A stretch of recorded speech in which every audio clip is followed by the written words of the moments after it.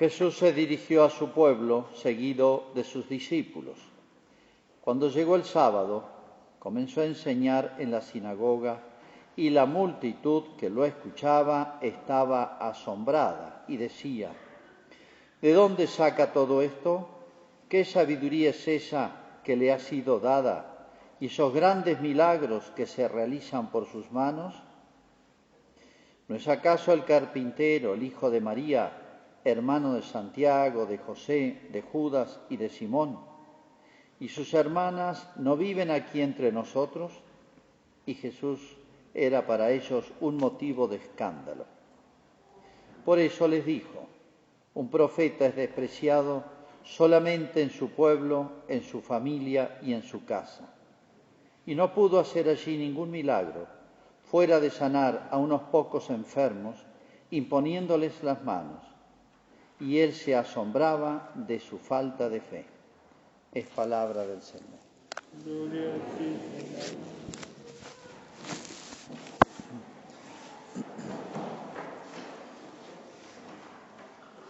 Tal vez más de una vez hemos pensado de que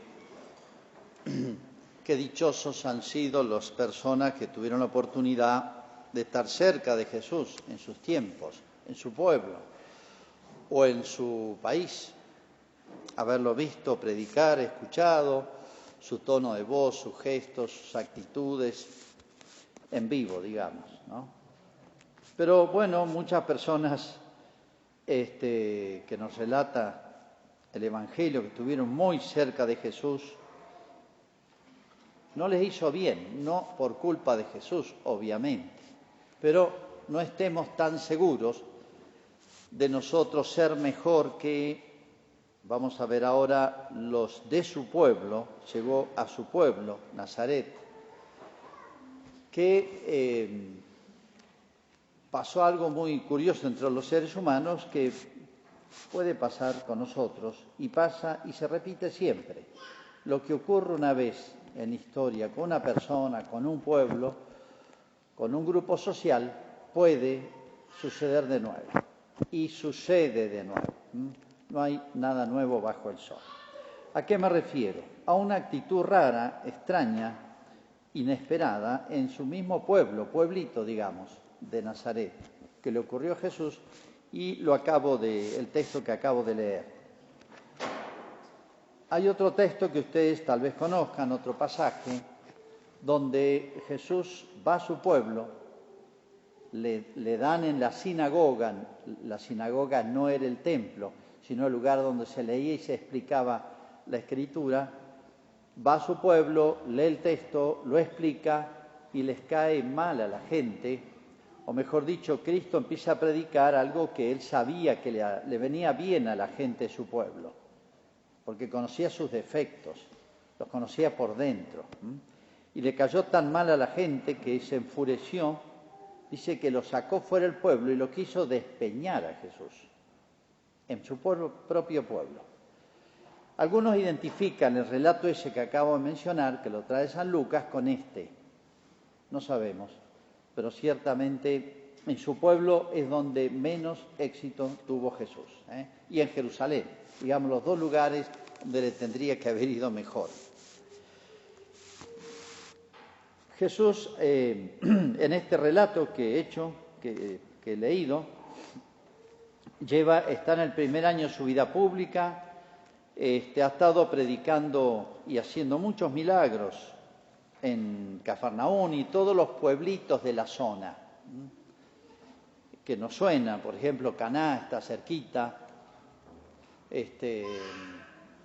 Cafarnaún era donde tenía su residencia habitual, que era donde pertenecían Pedro, Andrés, Santiago y Juan, y otros pueblitos ahí en torno al lago. Bueno, Jesús ya está residiendo en Cafarnaún y han pasado teóricamente 3 meses, si no es que se trata del mismo episodio aquel que han pasado 3 meses de aquel episodio, pero los dos se sobreponen porque está el mismo tema que vuelve a salir. Han pasado 3 meses de aquel rechazo de Jesús, ¿no? los dos pueblos están a unos 30-35 kilómetros, que era una jornada que hacían a pie ellos habitualmente, ¿no? Bueno, y allá también les ha dicho este refrán, nadie es profeta en su tierra. Un profeta es despreciado solamente en su pueblo, había dicho en aquella oportunidad, y esta vez le agrega, en su familia y en su casa. Vamos a reconstruir un poquito este episodio. Jesús se dirige al pueblo y llegado el sábado era el día en que se congregaban a leer la Escritura y la persona que consideraban más capaz, si había un invitado, uno de afuera, lo hacían pasar. Explica, y dice que se asombraban. Pero, fíjense, la gente comentaba. ¿De dónde saca todo esto? Algunas frases ponen, ¿no? No todo lo que comentaron, porque sería interminable. ¿Qué sabiduría es esa que le ha sido dada y esos milagros? ¿No es acaso el carpintero, el hijo de María, etcétera, etcétera? ¿Sus hermanos no viven entre nosotros? Obviamente esto no se lo han dicho a Jesús. Jesús ya tiene elegido los apóstoles. Esto se lo han comentado o lo han escuchado los apóstoles, que estaba mezclado entre la gente ellos. Y después se lo han comentado a Jesús. No se lo van a decir de frente ahí. Por eso Cristo les dijo, ¿a quién? A los apóstoles. Claro, un profeta es despreciado solamente en su pueblo. Y ahora agrega, es un refrán antiguo que todavía existe. Nadie es profeta en su tierra, decimos, ¿no? Y se cumple siempre. Pero ahora le agrega, en su familia y en su casa. Es un poquito duro, hubiera sido un poquito duro que Jesús dijera esto en público, porque estaba su familia ahí, toda su familia era de Nazaret. Se lo ha dicho a los apóstoles, a modo de enseñanza. Le agrega eso, en su familia y en su propia casa, en su propia tierra, ¿no? Y dice que se admiraba. Los del pueblo de él se admiraron de Jesús por esta contradicción. Se crió entre nosotros, es uno igual que nosotros, lo vimos crecer, hemos jugado con él de pibe, dirán. Era igual que nosotros, no estudió en ningún lado y resulta que de golpe es famoso en todo Israel. Entonces dice que, es más, han escuchado su sabiduría, algo extraordinario, bajo todo punto de vista. Y dice que Jesús se asombraba. Jesús, ¿cómo habrá sido que admiraron y asombraron a Jesús? ¿Cómo habrá sido su tontera, estupidez, contradicción o maldad, diría yo? Y ellos también se asombraron de Jesús. Dice que los dos se asombraron, pero cosas muy distintas. Pero vamos a indagar un poquito más. ¿Por qué ocurre este fenómeno en Nazaret? Nazaret era un pueblo chiquito. Había una cantidad de pequeños pueblos en torno al lago, que era una zona más o menos rica, tanto por la pesca como por el comercio, como por la agricultura. Nazaret estaba un poquito tierra adentro, era un pueblito muy chiquito. Puede salir algo bueno de ese lugar, decían. Jesús eligió dentro de los pueblos uno más chiquito. Y como pasa siempre, los pueblos más chicos siempre hay pica con los más grandes y vecinos, no los lejanos. Siempre pasa, ¿no? En la Argentina pasa, en todos lados. Bueno, acá había pica con Cafarnaún, que era un pueblo más grande, más rico, próspero, etc. En cambio, Nazaret era insignificante. Y toda la zona de Galilea había pica también, había rencor con los de Judea, Jerusalén, la zona donde estaba el templo, donde estaba toda la clase sacerdotal, los levitas, dedicados al culto y al templo. Había mucha pica entre ambos, ¿no?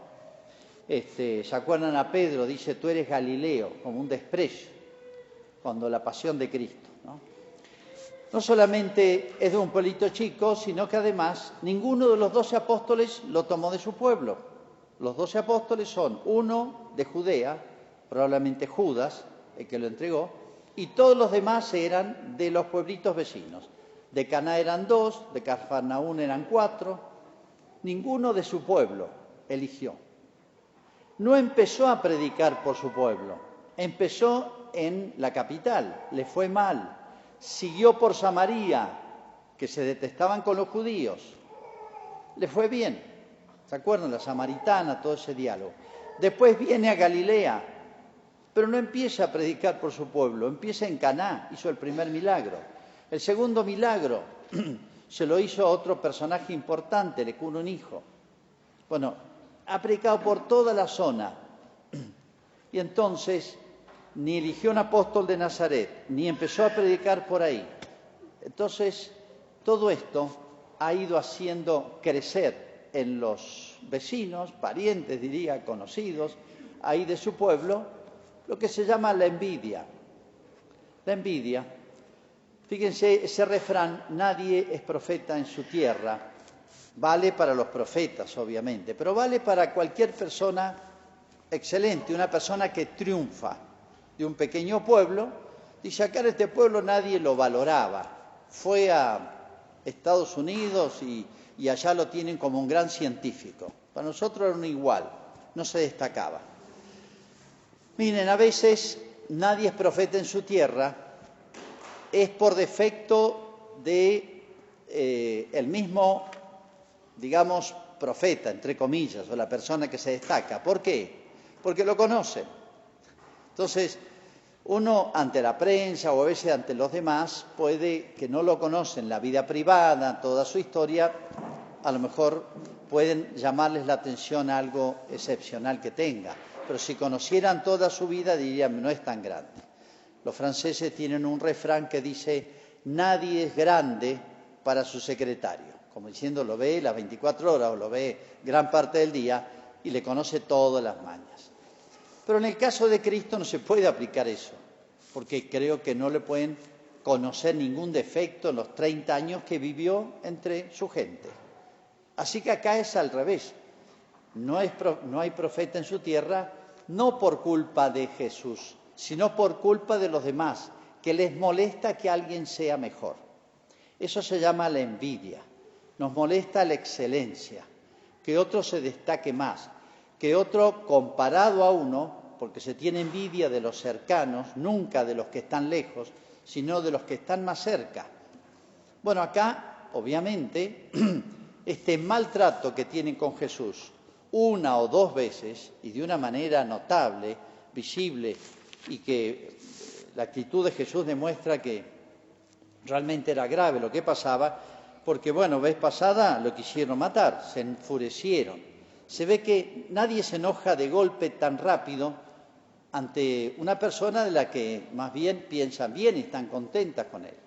Se ve que con Jesús, por las dos actitudes, hace tiempo, por así decir, que vienen acumulando maledicencia, envidia, etcétera, y se ha convertido ya en un comentario del pueblo, esta molestia con Jesús. A veces se contagia eso, la envidia, la maledicencia, y empiezan el dicen qué, y dicen qué, y dicen qué, y se hace una bola de nieve. De manera que cuando llegó Jesús, empezó a predicar, se enfurecieron enseguida. Eso no se improvisa, eso viene de atrás, de hace tiempo, y en su propio pueblo. Y sabiendo esto Jesús, va lo mismo. Y aquí vale esto que leíamos en la primera lectura. Le dice al profeta Ezequiel que predique, aunque el pueblo de Israel está pasando un momento pésimo. Dice, son duros de corazón, etcétera, se han sublevado contra mí, son hombres obstinados de corazón, endurecidos.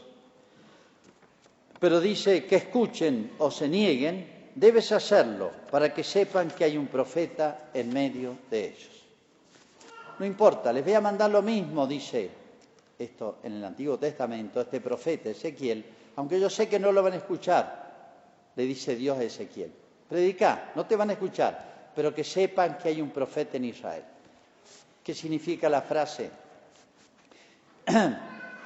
Que esa prédica del profeta que les declaraba sus defectos, sus vicios y los castigos que iban a recibir, que no dijeran después, no me di cuenta, nadie me dijo nada, no es culpa mía, sino al menos darles la oportunidad de corregirse. Y para los que son de buena intención, de cambiar. Esto es lo que hizo Jesús.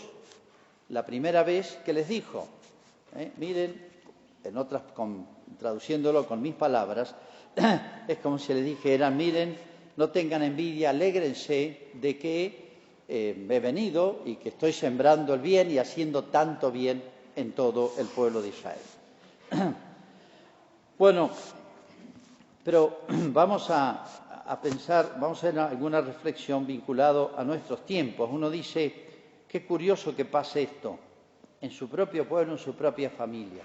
No sean capaces de ver, fíjense, los de su pueblo veían dos cosas: la grandeza de Jesús, de su sabiduría y sus milagros, grandeza yo diría divina, que no se explica humanamente, y por otra parte lo que habían visto, y sí, eran hijos de José, hijos de María, sus parientes, su oficio, todo correcto, pero en vez de quedarse con lo otro, o sea, ven el efecto, su sabiduría y sus milagros, tendrían que haber buscado la causa de eso. Eso es lo lógico, eso es lo natural, eso es lo que hace un corazón sano, una persona de sentido común. Luego vamos a indagar, vamos a ver de qué se trata, pero es un hecho, una realidad que estamos viendo. Se quedan con lo otro, que no soportan la excelencia, no soportan lo mejor, que alguien de al lado de ellos los supere a todos y se haga famoso y sea querido y escuchado por tantos, ¿no?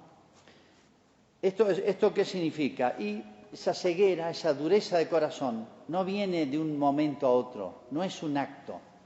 La ceguera para ver el bien, la ceguera para ver las cosas justas, nobles, verdaderas, buenas, repito, la incapacidad o ceguera, estoy usando el lenguaje del Evangelio, sordera, ceguera, son los sentidos con los que percibimos las cosas.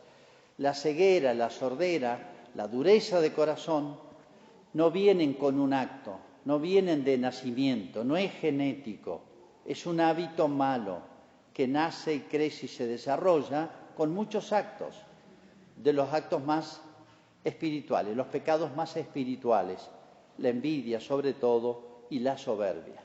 Ese es el pecado de Israel. Y es el pecado del mundo moderno también. Por eso decía que eso que pasó ahí se repite. En estos días, en esta semana, creo que ustedes estarán más enterados que yo, en Canadá se han quemado entre 6 y 10 iglesias y otras 10 las han escrachado, como se dice en la Argentina. ¿Por qué? Porque dicen que unas escuelas albergue para indios, sobre todo de la zona norte de Canadá, llamadas escuelas de asimilación, algo así como las escuelas albergue nuestras, para los hijos de los indios que se encontraban en estado bastante puro, racialmente hablando. Estas escuelas albergue ya no existen más, pero eran como 130, 160 en Canadá, creadas por el Estado de Canadá, insisto, el gobierno canadiense, y el gobierno canadiense depende de la corona inglesa. Es un sistema muy particular que tienen los ingleses, una especie de protectorado. La reina de Inglaterra tiene jurisdicción en Canadá actualmente. El ejército jura fidelidad a la corona inglesa en Canadá, hoy. Por eso, estas escuelas albergue, el responsable es el gobierno. Bueno, dicen que han encontrado cementerios con niños sepultados. Y bueno, en todo el mundo pasa eso. Mucho más en la antigüedad, o 100 años atrás, que la poliomielitis, las epidemias eran imparables. En un albergue se contagian rápido, no tenemos los recursos de ahora. Bueno, nada, nadie sabe nada, pero han encontrado esto. Y por supuesto, lo que decían los antiguos, en el Imperio Romano, invaden los bárbaros, cristianos a los leones. Hay sequía, cristianos a los leones. Un dicho popular de la época de las persecuciones. Pasa un terremoto, explotó un volcán, cristianos a los leones. Siempre la culpa la tenían los cristianos. Es un refrán que había en esa época. Bueno, ahora algo parecido. Por supuesto que ahora el mundo está tan ideologizado que, por así decir, las mentiras, la ideología se basa en la mentira sobre la realidad. corren fácil y tienen éxito y tienen prensa. El responsable de estas escuelas es el Estado de Canadá. En último término, la corona inglesa. Pero bueno, los gobernantes de la época. Pero no, la culpa la tiene la Iglesia. La Iglesia hizo una obra maravillosa. Más de la mitad de estas escuelas estaban a cargo de órdenes religiosas, masculinas y femeninas. Hicieron un trabajo fantástico. Ellos dicen, el enojo no es tanto porque digan que estos niños los mataron, no hay ninguna prueba de nada. Pero ya la gente empieza a pensar, empieza a imaginar, y para eso no cuesta mucho. Claro, dicen que hubo un plan del gobierno de probar como estos chicos tenían mala nutrición, claro, los regímenes de comida de los indios, ahí en unas zonas terriblemente frías, en invierno hace 30 bajo cero, generalmente tienen un solo alimento, de manera que, desde el punto de vista nutricional, estaban débiles. Entonces, dicen que el gobierno, había creado una especie de alimento balanceado para darle a los chicos, pero era para exterminarlos. Esto es un verso que se hace hoy. No sé si es verdad o no, pero tiene la culpa el gobierno, no la Iglesia. Pero bueno, la Iglesia tiene la culpa, a quemar las iglesias. Y el primer ministro, Trudeau, que es masón, le ha dicho al Papa, le ha mandado decir, y a la Iglesia, que tiene que venir ahí a Canadá a pedir perdón. Espero que no lo haga. Dicen que algún obispo pidió perdón. No, los que tienen que pedir perdón son los del gobierno canadiense o la corona de Inglaterra. Algunos se dieron cuenta porque voltearon todas las estatuas de la reina de Inglaterra.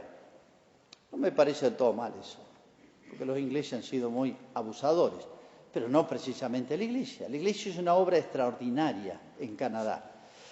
Es más, la acusación no es tanto de que los hayan matado estos niños, que son hasta ahora, creo que 115, que han encontrado un cementerio, nada. En todos lados se muere la gente. Esas escuelas existen desde 1860. Lo que acusa a la Iglesia es de ser cómplice de un avasallamiento cultural. Avasallamiento cultural. Lo que llaman un genocidio cultural. Porque esos chicos, al enseñarles a trabajar la tierra, a vestirse de otra manera, a dormir en una cama con sábanas, colchón, a aprender artesanías, a aprender francés o inglés, la lengua de Canadá, las dos son lenguas canadienses, aprender religión, aprender un código moral, etcétera, eso es invasión, avasallamiento, genocidio cultural, porque destruimos la cultura indígena. ¿Qué cultura indígena? Estudien un poquito la cultura de los iroqueses, de los hurones. Hay muchos relatos y hay muchos mártires. Los indios tienen que pedir perdón por los martirios. Canadá, francés, es fundado por la Iglesia. Montreal, esa isla enorme que es hoy una ciudad gigantesca, Montreal, nació como una especie de asentamiento de laicos y sacerdotes y consagrados para evangelizar a las tribus indígenas que vivían en un estado de absoluto salvajismo. Y les llevaron todo, les enseñaron a construir casas, a defenderse del invierno, a tener otros cultivos, a pescar, a todo lo que enseñaban junto con el catecismo. Hay muchos testimonios ahora, pero no van a tener prensa, yo he escuchado algunos, de agradecimiento a la Iglesia, que gracias a lo que le dieron a esa escuela, aprendió a leer, aprendió a escribir, estudió una carrera y ahora lleva una vida decente. Yo he conocido indios en 4x4, que tienen un carnet de indios, carnet de Canadá, el documento, y yo digo, no tiene ninguna cara de... Bueno, he estado en los barrios indígenas de Canadá. Es como dijera el barrio Malvinas. Bueno, esto es el barrio indígena. Autos 0 kilómetros, todos tienen autos 0 kilómetros. Bueno, gracias a quienes, gran parte de eso, a esta asimilación, es decir, enseñarles, como hicieron los jesuitas en el norte argentino con los guaraníes, o los salesianos en la Patagonia, o los franciscanos y los jesuitas en Chile con los indios. Eso es imperialismo, avasallamiento cultural. No, es enseñarle la verdadera cultura humana y cristiana. El avasallamiento cultural es lo que están haciendo ahora. Es lo que se hace ahora en la Argentina al imponernos la doctrina del género. Eso es avasallamiento cultural. Es exactamente al revés de lo que dicen los que promueven esto. Y tienen prensa.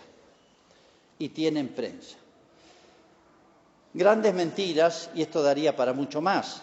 Simplemente cuento esta anécdota. Cuando el Papa visita Canadá, se acercaron desde lejos, vino, por supuesto, en un auto 0 kilómetros, como los he visto yo, el jefe de todas las comunidades indígenas, les repito, vienen en autos 0 kilómetros y tienen casas mejores que las nuestras, que tenemos acá, a darle gracias al Papa Juan Pablo II por la obra de la Iglesia, que es gigantesca y es heroica, que hicieron en Canadá con los pueblos indígenas.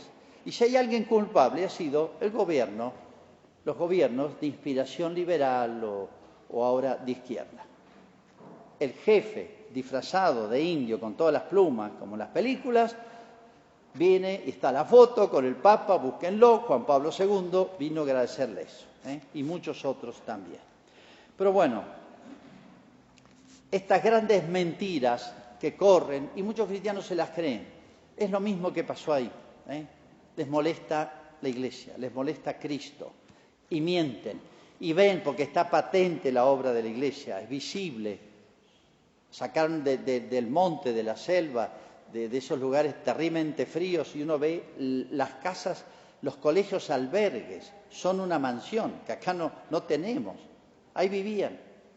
Pero ahora dicen, claro, es fácil crear, refiriéndose al pasado, que no lo hemos vivido, una gran mentira. Invertir, falsificar los hechos. Bueno, no podemos quedarnos callados, como le dijo Dios al profeta, o como hizo Jesús en su tierra, sabía que le iba a ir mal, pero que sepan que hay un profeta en Israel.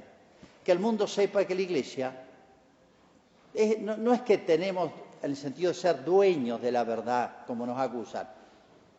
Los cristianos hemos conocido la verdad, se llama Jesús, se llama Cristo, es el bien, es la única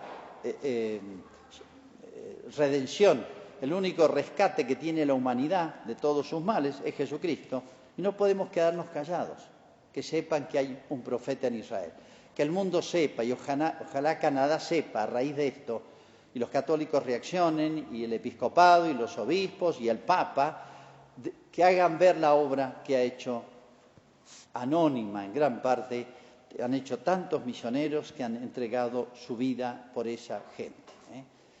Aunque sepamos que vamos a ser más recibidos, que vamos a ser criticados. En Canadá como en la Argentina, todos los días hay algo sobre lo cual molestarse, reaccionar, indignarse. Pero no es por defendernos nosotros, por defender intereses personales, sino simplemente porque tenemos la obligación de ser luz. Y en cada situación, aunque sea hasta familiar, diría yo, como Cristo fue a su casa, a su familia, que sepan que somos cristianos, que sepan que conocemos la doctrina de Cristo, la predicación de Cristo, porque no inventamos nada, simplemente transmitimos. Que sepan siempre los que están cerca nuestro que hay un profeta en Israel, que Cristo está vivo y sigue hablando por su Iglesia. Hagamos la profesión de fe. Creo en un solo Dios.